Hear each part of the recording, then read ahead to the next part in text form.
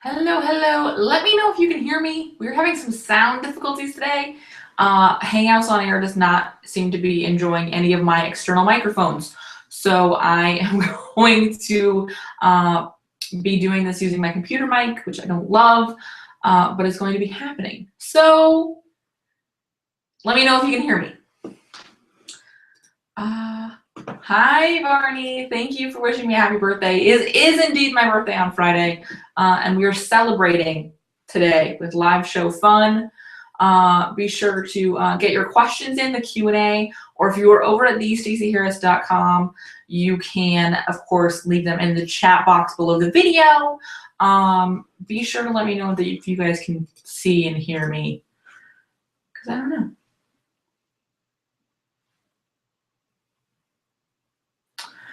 All right, so we're gonna be going for, we're gonna wait a few minutes before we actually get started,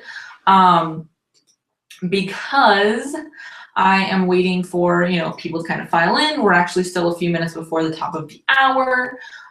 So yes, so I am going to be waiting just a few more minutes. I'm just pulling up the document of questions from people who emailed me before the show. If you hear me like clicking and doing stuff. Be sure to introduce yourself in the chat. Say hey over in the Q&A box if you're at the event page, or you can just leave a comment on that page and introduce yourself. Say hey. I like to know that you guys are here. And again, let me know that you can see me and hear me and everything looks okay, because that's helpful. Pulling up questions. I know Rama's here. Hi, Rama. Barney's here. Hi, Barney. In addition to the show today and answering your questions, I also have some cool announcements, which is awesome. I'm really excited.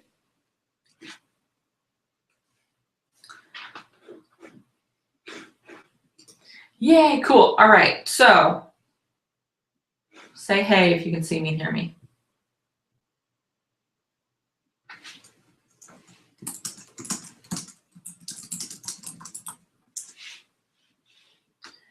Yeah. And answer your questions. Oh, sorry, you're hearing me talking in the background. Perfect. Okay, great. Yay! Thanks, Connie. Yay, Connie's here. She can see me and hear me. Yes. Thank you.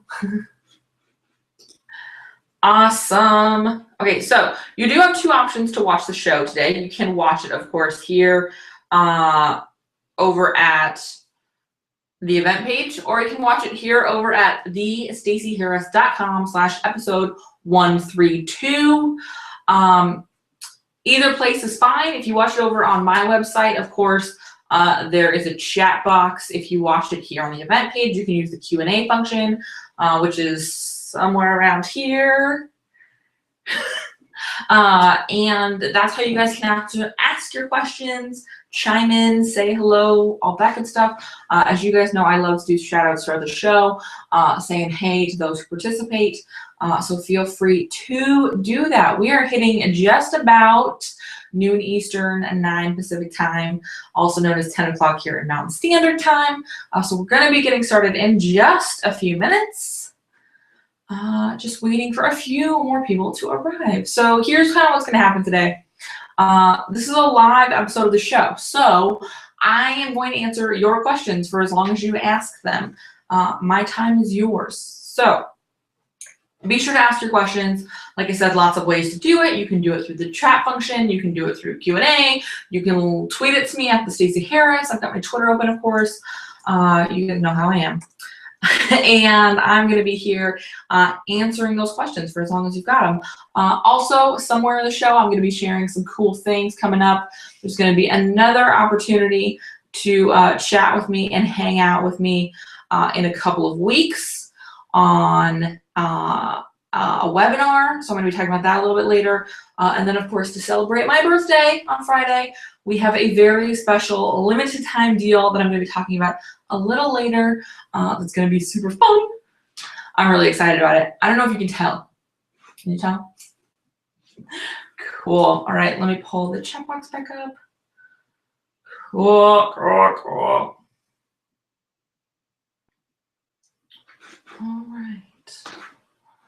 All right, so let's start getting started.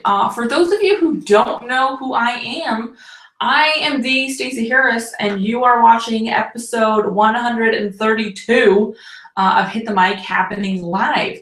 It occurred to me the other day I hadn't done a live show since episode 100, which is too long to go without a live show. So I decided to do a live show this week because I love these. These are combining my two favorite things, a podcast and getting to talk to you guys. And of course, you know the best way to give your audience content they actually need, jump on a hangout and answer their questions. It's that simple. So that's what I'm going to be doing. And yeah, so I'm Stacey Harris. I teach entrepreneurs how to use social media without feeling and acting like a douchebag. That's pretty much what I do here.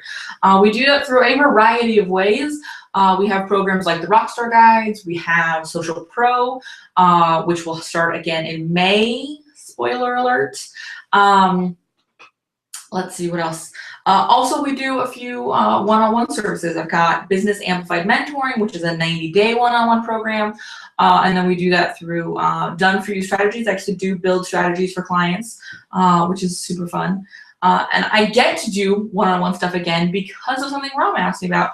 Rama asked, how is it going with Mr. Full-Time Harris, who is my husband, Charles. He is now full-time in my business. This is his third week. We're in his third week right now. And it's going really, really well. I really enjoy it. It's fun to have him around. We are enjoying it. He is taking on more and more and more, which is awesome, which is one of the big reasons I got to go back to doing some one-on-one stuff because I have the time to do it again, which is something I did not have before, which is why I went away. So it's going really well. Thank you, Rama, for asking. I'm actually putting together a little thing about how we did that because I've had a lot of people ask me how we managed to do that, and so I'm going to be talking about that. Cool. Miko's here. Hi. Thank you guys for showing up. I am so amped you guys are here. Start popping your questions into the Q&A box or into the chat box. This does not, I mean, I know Rama said unrelated to this episode, how's it going with Mr. Harris, but you guys can ask me literally anything you want. I don't promise to have an answer if you ask me about like outer space. That's not really my area of expertise. If you ask a car question, I'm gonna have to get Charles. Again, I don't know. But you guys are free to ask me anything. This is your show. This is your time. Ask me anything you want. I do have some questions that I'm gonna start kind of going through while I wait for you guys to ask more questions. But yeah, get your questions in. You can leave them on the event page. You can tweet them to me. You can send them by carrier pigeon, but I don't know if they'll get here in time. Whatever you want to do, just include at the Stacey Harris and the hashtag Hit the Mic, and I will see it because I'm looking at both of those things right now. And of course, if you leave it on the chat, if you leave it in the Q&A box, it pops up right in front of me. So that's probably fastest. But whatever works for you, all right?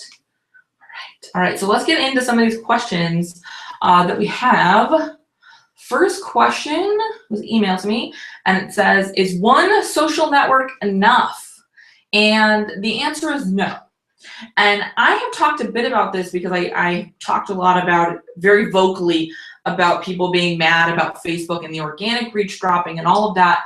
And the reality is the people who are really getting hit hard by that are the people who were only using Facebook. And that's not a good plan because you don't own that space. You don't control what happens to it. So you are at the whim of someone else and their decisions. So you don't want to put all of your eggs in somebody else's basket. You want to make sure that you have a diverse setup. If you've ever seen me talk about social media before, or you've been through Social Pro already, you know I am all about what I call the power of two, which is 2 primary networks and 2 secondary networks. By primary networks, I mean networks you're in on the regular. So you're in there every day, answering questions, engaging, posting content, all that good stuff. I use Google Plus and Twitter. And then your secondary networks are the networks you're not necessarily in every day, the networks that you're in a couple times a week. A great example of ones where this can be really powerful are places like Pinterest, where you don't necessarily need to be adding content every day, but can be really powerful to drive traffic. LinkedIn's another really great example of this. I use LinkedIn and Facebook as my secondaries. Again, it's going to come down to you building your strategy, knowing your ideal clients on what networks you choose, but absolutely you want to be in more than one network. Cool? All right, if you guys have more questions, follow-up questions to anything I answer, whether it's your question or someone else's, absolutely leave that in the Q&A box or the chat box or wherever. I'm just going to be answering these kind of as I see them. And I'll go back to this document as I'm waiting for you guys to bring in more questions. I'm shooting for 30 to 45 minutes on this, so bring them, guys. Bring them. All right? All right. Let's see. Kamara? I hope that's how you pronounce your name. Disclosure, I may very well mispronounce your name. I apologize. It is in no way intentional. Okay. Can you give me some tips on actually get some engagement on Pinterest? It's like dead air when I post stuff. Here's the thing with Pinterest. Your engagement is probably not going to come super heavily from comments. Commenting is not always a default action in Pinterest. Mostly your engagement is going to come from getting repins or likes. So don't focus too much on trying to get people to comment because it's a more difficult thing to do. I would focus more on getting people to pin your stuff, share it. Focus on making graphics that are really pinnable. You want to go for optimum size, things like that. If you Google Pinterest optimized image, you'll find size graphics. But pinning things that are very graphically pleasing, it's all about having a good graphic. You see a ton of really bad graphics on Pinterest, and they are falling on total dead air. So make sure you have a really great graphic. Also, make sure you're pinning stuff that's outside of your stuff. You want to be pinning a diverse amount of content from a lot of sources, and then making sure you're following relevant people so you can share their stuff because they're more likely to pay attention to your stuff then and pin it. That's really what it's going to come down to, is making sure that you are engaging, and that's really going to be anywhere. If you want to see engagement, make sure you're engaging. It's always kind of the chicken and the egg thing, what comes first, but make sure you are making your content really easy to engage with. And like I said, don't worry as much about getting comments because like I said, it's a more difficult action to get them to do. If you are definitely trying to get a comment, you need to make a really clear call to action, not only in your text, but in your graphic. Because I'll be honest, when I use Pinterest, I very rarely read the comments. Like even the text below what someone posted. If I can't get what you said in the image, I'm scrolling right past it. It's gone. All right, does that answer your question? What about pictures on Pinterest? Connie asked, what about pictures on Pinterest? Do you mean like your pictures? If you're going to be posting your photo just to share your photo, I would suggest posting it someplace like Instagram or Facebook or Google Plus or something like that, or Twitter even. I would focus on those places if you just want to share a photo. With photos on Pinterest, you want to make sure they're going to drive back to your website. So you want to make sure they're really a part of a relevant part of a bigger piece of content. So if you want to share a picture of you grocery shopping with a client who is newly diagnosed, gluten-free, whatever, then I would make that a part of a blog post and pin that graphic so that people can come back and read about it. Otherwise, you really want to make sure if you're just sharing a photo to sort of share an experience, that you're using something more like Instagram, Facebook, Google Plus, even Twitter, like I said, because that's where it's going to be a little more relevant. All right, Connie? Cool. Good job with the questions. Keep them coming. Keep them coming. I want to have like a lineup here, okay? Rama asked over on the episode page, what are your thoughts about getting personal on Facebook? I struggle with how personal to get on my Facebook business page. Is there a general rule? Rama, I don't believe there are any general rules. It's going to depend on your clients. It's going to depend on how comfortable you are. If you take a look at my page, you'll kind of see how personal I get. I do not post pictures of my child very often on my page. Not to say he's not anywhere. If you look at my Instagram, you'll see pictures of him there. But with that said, that's kind of my break off. You'll see personal on Facebook to some extent, but not a ton. You'll see me get more personal on Twitter. Like when I watched the Grammys on Sunday, I was tweeting away. It's really about, and I did an episode not a while ago. I think it was in the 20s. I'll have to look. If you go to hitthemic.com, you'll see a list of all the episodes. But I talk about balancing authenticity and privacy. And I talk a lot about in that episode finding your line as far as how personal you want to get and sort of working back from there. But that's a really helpful episode. And that is going to apply to any network. You know, there are places where you don't want to get personal. You don't want to get overly personal on LinkedIn because that's not the nature of the network. With Facebook, because people are so used to seeing stuff from their friends in there, it can work for you. It's just going to depend, again, on who your ideal clients are, what kind of content they want to see, what kind of brand you run. I run a very personal brand, so a little bit of personal comes away well for me. But there's not a general rule. I'm sorry. It's all about you deciding. I'm sorry. I feel like that wasn't a very good answer. All right, keep them coming, guys. Barney asked, is anyone actually using social media for making direct sales, or is it more what I think, which is a way to engage prospects and get more on an email list? I do actually make direct sales from social media, especially for like the Rockstar Guide to Google+, the Rockstar Guide to Podcasting, those kind of programs. I do make sales from social media. However, I made those sales because I cultivated and engaged the audience. I may have never gotten a call from them. They may not be on my list. They still made a purchase. A great example of this is in a group I was new to, I did a Q&A in the group, and then a lot of people asked me about Google+, and I pitched to Google+. Several of the people in that group who had asked about Google+ went and bought the guide. They weren't on my list.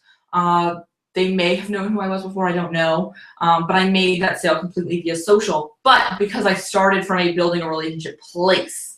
So I don't think people make sales on social by just saying, hey, buy this. I do think you can make sales from social by cultivating social as an audience on its own. Now, I do really, really encourage you to get your social people onto a list. That's why I do webinars and things like that. You know, this didn't have an opt-in because it's my show. This is just a live episode of Hit the Mic. But like I'm gonna be announcing in just a minute that next week we're gonna be doing a Google Plus 101 webinar. That is a way for me to convert my social people to getting on my list. I hope that answered your question. I'm not sure it did. But yeah, you can make sales, but it comes from cultivating that social community in the same way that you're cultivating your list. They work alongside each other and all tangled in together.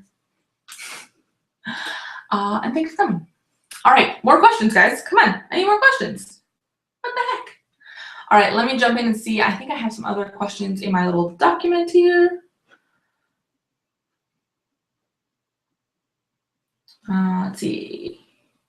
Courtney asked on Twitter, have you spent much time on Snapchat yet? Just for fun. I love your opinions. Hashtag Hit the Mic. Hi, Courtney. Thanks for hanging out. I actually do hang out on Snapchat. I actually snapped, and I'm going to show you my screen because I feel like you won't believe me.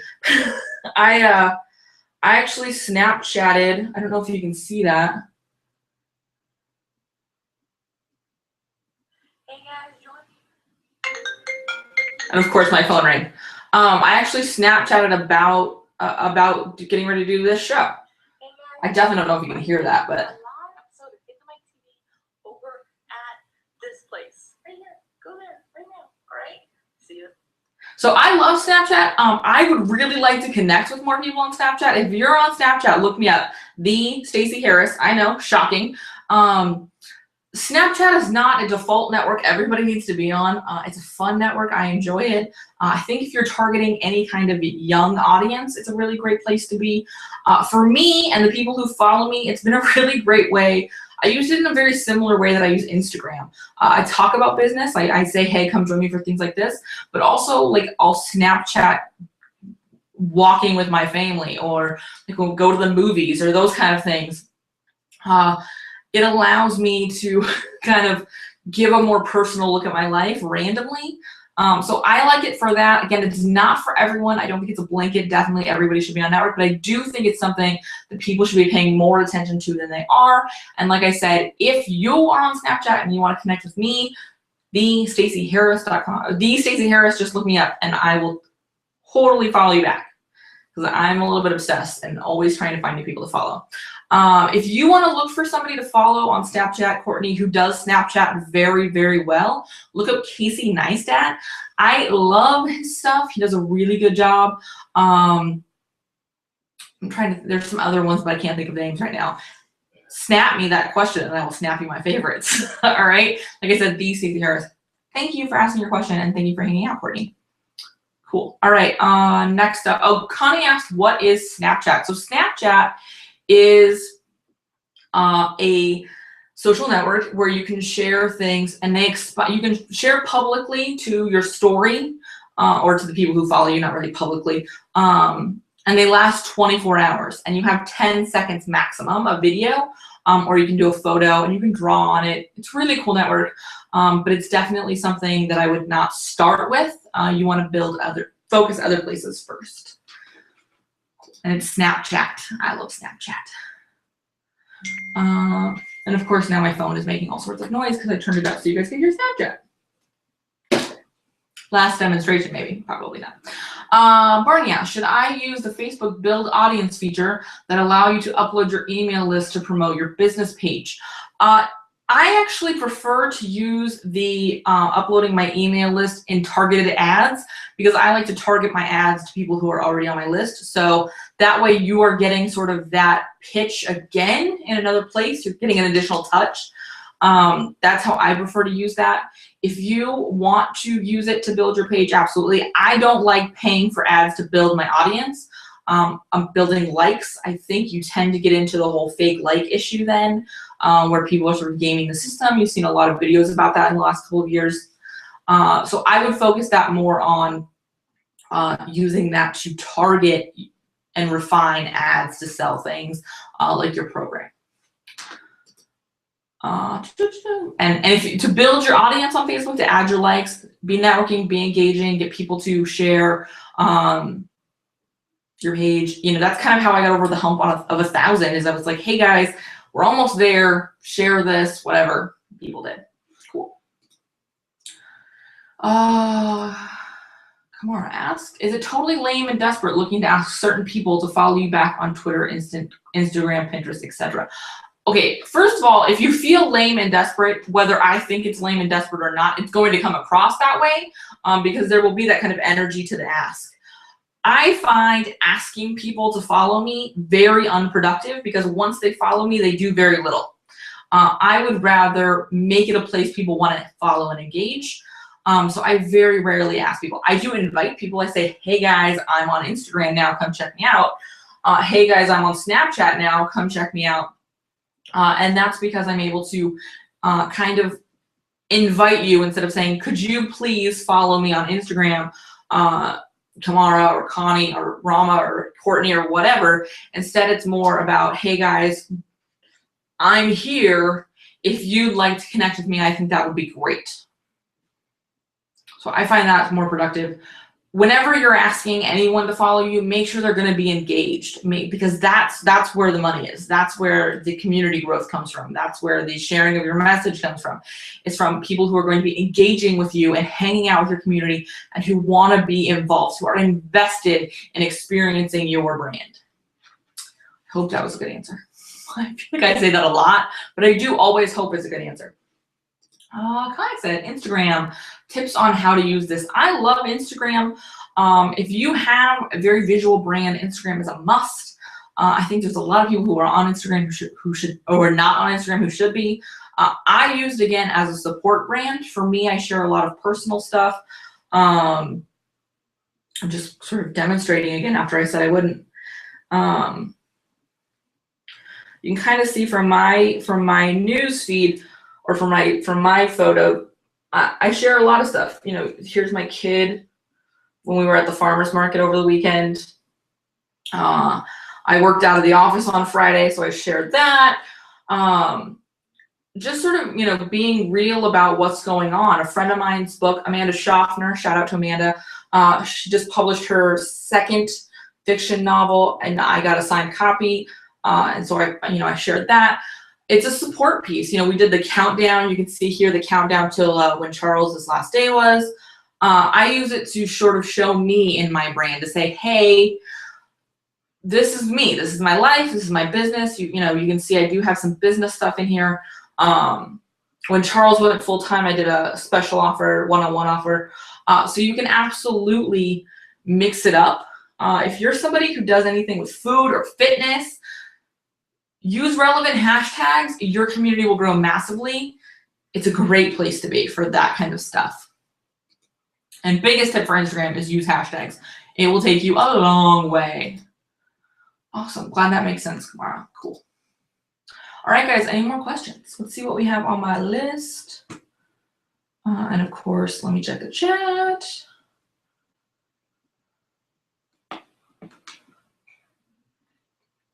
Cool. All right. So the next question I have is from Amy, and it says, I'm curious how to think about posting content to different platforms. What works best for Facebook versus Google Plus versus Twitter? If you have never read the book Jab, Jab, Jab, Right Hook by Gary Vaynerchuk, which is actually on this bookshelf back here. It's right. Oh, that's not it. It's right there. No, that's design rep. It's right there. It's really, really, really, really helpful in showing you content that does well in each network, and also really is important, or it talks about the importance of understanding the user psychology so that you can understand what's going to play best on each network. Now, Facebook and Twitter content is much more similar than Facebook Facebook and Google Plus content is much more consistent than Facebook to Twitter, obviously because you're going shorter, things like that. So you really want to be aware of what kind of place you're getting into. Obviously, you don't want to post super text-heavy stuff on Pinterest. You know what I mean? So that's going to be your initial sort of qualification. Am I doing something that's really, really graphic? Okay, maybe that Instagram or Pinterest is going to be good. Am I sharing a link that's going to have a really big image with it, and that's going to play really well? Then maybe I should look at Facebook or Google Plus over something like LinkedIn, because they kind of do a shorter, more ugly link preview. Factor in where it's going and how it's going to show up. From there, I tend to share the same core message. So I shared on all of my networks that we were doing this show today. The same core message was there, but how I presented it was different. How I showcased it was different. You know, I did it very sort of quick and snappy on Facebook and Twitter. I did it a little bit longer on Google Plus. I did it a little more often on Google Plus and Twitter than I did on Facebook. So factor in those kind of things. And also it's really, really, really going to come down to your strategy and your network specifically. And again, understanding the user psychology of each network and what the users are there to get. Okay? Okay. Ooh, questions. Awesome. Be sure, like I said, to start, you guys can tweet me your questions. You can leave them in the chat box, or you can leave them over in the Q&A box right on the event page. Marquita's here. Hi, it's good to see you too. I'm glad you're here. She says, if you have two different ideal clients for two different parts of your business, for which or how should you create a community? So I have a very similar thing. My ideal clients for the Rockstar Guides are not necessarily my same identical ideal clients for one-on-one consulting or strategy builds. However, at their root, they have very similar issues. So they have very similar frustrations, and they both resonate with how I present information, because that's helpful. So you're not splitting into that level. And so what I do is I tend to sort of mix up my content. You know, you see some beginner stuff because those people tend to go more into the Rockstar Guides. And then you see a lot more advanced stuff that I do. And those people tend to be the people who do the consulting, but they want to see my expertise, and that allows me to sort of example that. So definitely make sure you're making content that kind of serves both, but focus in where they're similar. And it may take going down from here to here as far as like their root stuff, but finding those commonalities and connecting that way can be really, really helpful. If they're drastically, totally, completely, scarily different people, then it's going to be more difficult, and you're going to need to have, I would suggest, very core social media message, and then put them on like different email lists so that they're getting different content and creating different content for them. Which is going to be a lot more work, Marquita. But if they're that different, then that may be what you need to do. But definitely make sure that you are looking at what their core similarities are, because oftentimes you'll find that they're kind of the same person. They're just in different places. But like I said, if they are totally different people, you know, maybe some people are online one-woman shop kind of things, and some are full-on corporate employees, companies, then you're going to be marketing to them differently. The reality is these corporate company guys are going to be on places like LinkedIn. They're not going to be in Facebook groups. These one-on-one solopreneur, one-woman shop kind of places, they're more likely to be in Facebook groups. So that's how you would sort of target them differently, is you would hit those two different places. I hope that answered your question. Connie, yes, you should start using Instagram.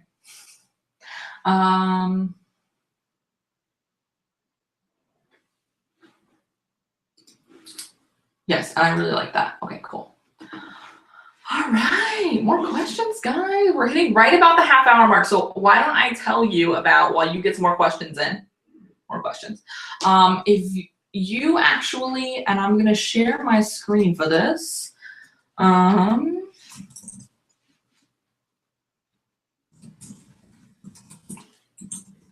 this exciting? If you would like to learn more about Google+, I am ready and excited and absolutely amped to help you with that. Because next week on the 18th, we are going to be doing a Google+ 101 webinar, which is going to be really, really fun. It's going to be another live show kind of like this, but we're going to be talking all Google+. So I'm going to be talking about some sort of key steps for Google+, places where you need to get started, why it matters, where to start, how to get connected with people, because I hear a lot from you guys that it's a wasteland and there's no one there. That's not cool. I'm also going to talk about what the 3 things you have to do on Google+, whether you want to use it all the time or not. And then also how to make your Google+ stop time work, to be an investment you're getting a return on, and not just a lot of wasted hours. And this is totally free. This training is absolutely 100% free. So join us live. If you go to thestaceyharris.com/episode 132, which I'll show you right here, there's actually a link to sign up. So just come on over here and sign up for that. Again, it's 100% free, so check that out, because it's going to be a ton of fun. All right, I really enjoy doing those trainings, so join us. If you have never been to one of my trainings before, it's like this but more organized, because I have a topic and I'm not just relying on your questions and waiting for you guys to ask stuff. So join that, because it'll be super fun. The other thing I want to talk about, and I'm going to share my screen again because I like doing it.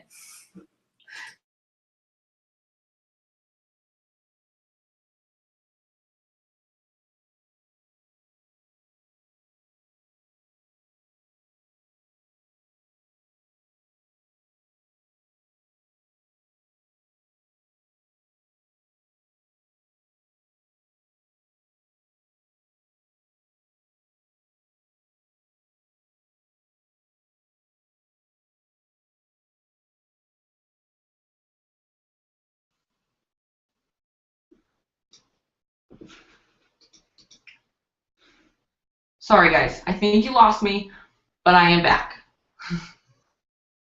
Connie asked, where is the link again? I will post it in the VIP community, so if you're in the VIP community, you'll see that. If you go to thestaceyharris.com/episode 132, you will see a link to join that. And yes, it's going to be a ton of fun. So sorry I lost you guys. Everything shut down. Let's try this again and see how it goes.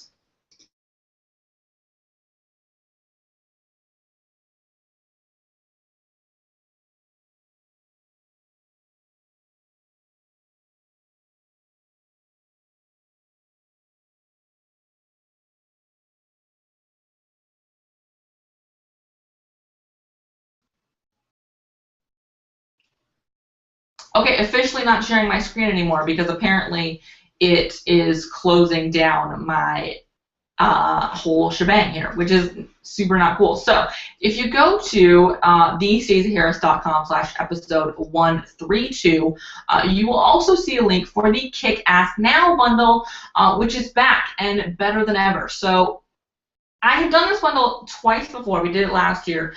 It's basically a bundle of my 6 best trainings that I've done, live trainings that I've done. It's 4+ hours of video. You've got the Get More Done webinar, which is basically where I tell you how I went from working 80 hours a week to 30 hours a week and still making as much money, actually made more money. So I talk about that. Grow your community with webinars. So I tend to tell you about monetizing your community and growing your list with webinars. And then to follow that up, I'm going to talk about using Hangouts on Air to do a webinar and how to avoid tech issues, ironically enough. And also just sort of how to use it. I do a full walkthrough, show you how I set it up, how I do things like embed it on my website and have the chat box, all of that's in there. If you're interested in launching a podcast, I'm going to be doing what will be included in there is the Launch Your Podcast webinar, which is the webinar where I tell you how to get started for like under $100. And all of the gear I use, everything I do is all in there. Next up, we have Create Facebook Ads That Work, which is all about Facebook ads. I know, these are super cleverly titled. And then the Build a Better Business in 2015. The value of just those videos alone is $650. On top of that, I add a social media resource pack. So this is the resource pack that we use for our business, and then also we use for any management clients we have. And the value of that's $250. We talk about stats as well as how we actually manage our content in some actual documents, plus a whole list and Photoshop files of templates for all of the social media graphics you could need. It's super awesome. So the total value of just that stuff is $900, but between now and Friday, you can actually get it for $75. So it's kind of a no-brainer. It's a ton of content.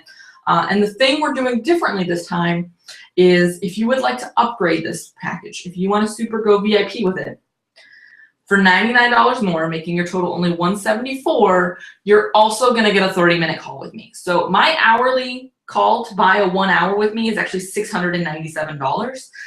So you're getting 30 minutes with me for $99. It's crazy. It's just insane. Because it's insane, I feel like a used car salesman, but because it's crazy and I only have so much time and I'm so aware of how many people I work with one-on-one at a time, there are only going to be 10 of those spots. So if you want to get the VIP bundle, you need to act now because there are only 10 of them available. Once those 10 are gone, there will be no more. You can grab the $697 1 hour call, okay? But yeah, that's how it's going to be. So that VIP option is $174. The standard option where you don't get the 30-minute call, but you do get a 6 video trainings, and the resource pack, that's only $75. And all of this ends Friday night. So that's kind of the deal here with the birthday celebration is it ends on my birthday. So make sure you grab yours early, share it with your friends, tell everybody if you've previously purchased it, you got an email offer from me yesterday to upgrade yours. If you didn't see that email, let me know and I will send you that. But like I said, there are only 10 of those slots, so take action fast. Cool? Cool. All right, let me open up Q&A again. Cool. Yes, I'm sorry. I know you lost me, but I'm back. The links to everything I mentioned are going to be over at thestaceyharris.com/episode 132. So thestaceyharris.com/episode 132. And I'm actually going to leave that in on the episode page.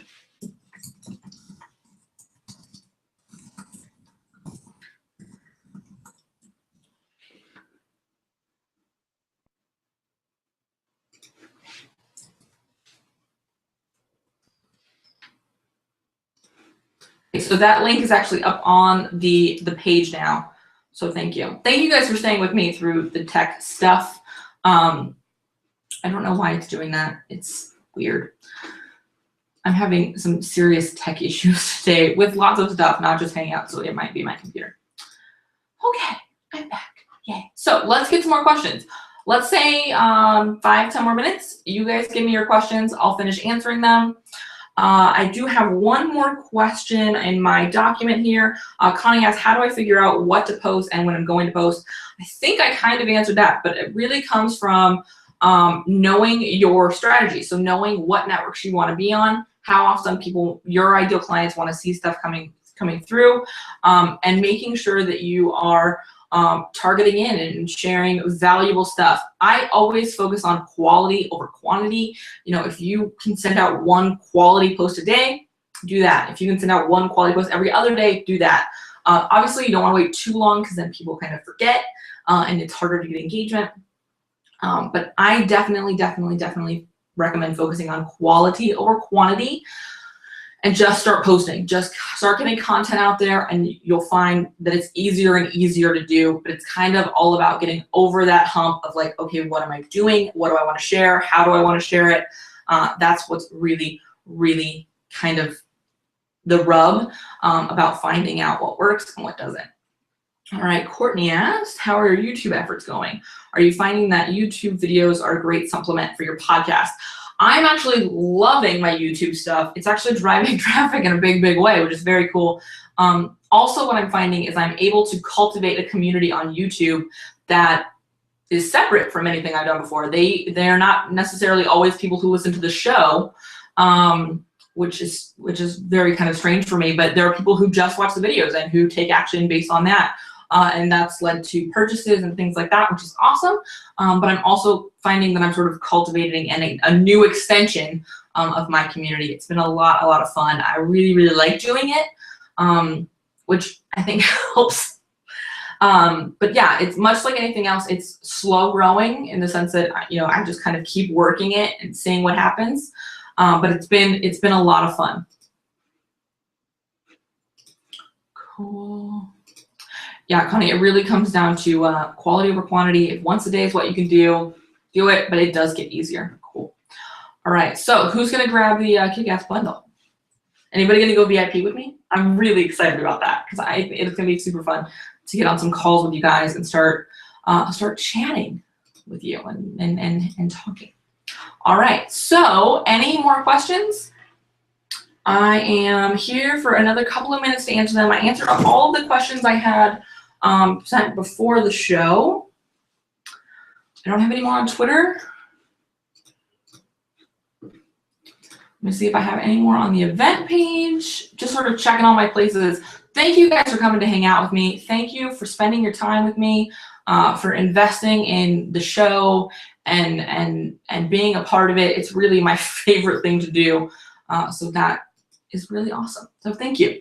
If you want to join the VIP community, which I kind of mentioned earlier, head over to thestaceyharris.com/VIP, or of course there's a link on the show notes page. I absolutely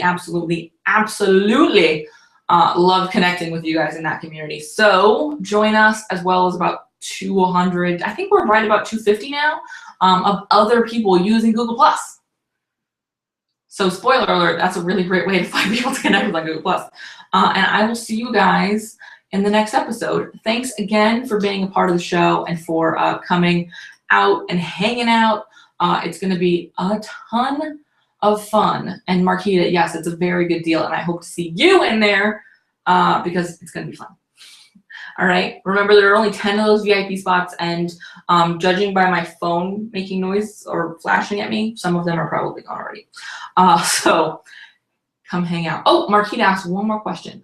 How do you balance posting and sending email newsletters? I actually do, as you know, 3 episodes a week, 1 of the TV show and 2 of the podcast. And so I send all of those out in 1 email per week because I think 3 times a week is too many emails to send out. I don't want to receive that many. So I balance it that way.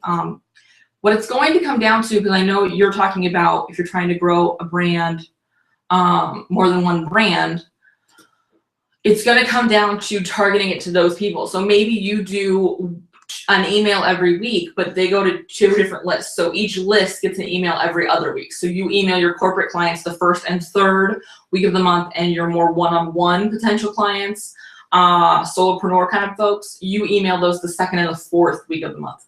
That way you create weekly content and weekly emails, but you're not sending out emails to 2 emails a week or 2 pieces of content per week. That might be a way for you to harness both audience, split your attention without overwhelming you.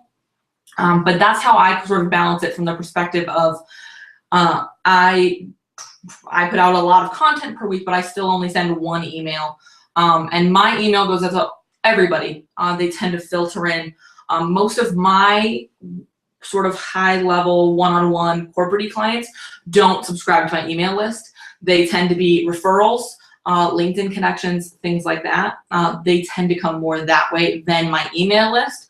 So a lot of it is going to also be knowing that. How do you want to market to those people? One of them may not be your blog content.